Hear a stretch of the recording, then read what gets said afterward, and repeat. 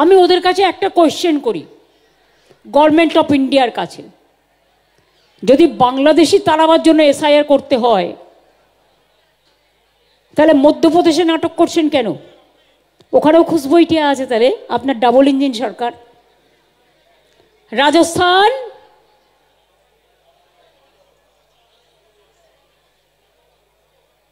আসামের ব্যাপারে বলছেন এনআরসি মানে হবে না, এসআইআর হবে না। 4টে ইলেকশন বাউন্ড স্টেট আছে, বাংলায় হবে, কারণ আপনাকে জোর করে বাংলা দখল নিতে হবে, মানুষ তো আপনাকে দেবে না। তাহলে কি করতে হবে? রক্তচক্ষু দেখাতে হবে। আপনি রক্তচক্ষু দেখান, আমাদের যায় আসে না। এ মাটি সংগ্রামের মাটি, বীরেদের মাটি, স্বাধীনতার মাটি, নবজাগরণের মাটি, জয় বাংলার মাটি। এই মাটি আপনাদের রক্তচক্ষুকে ভয় পায় না।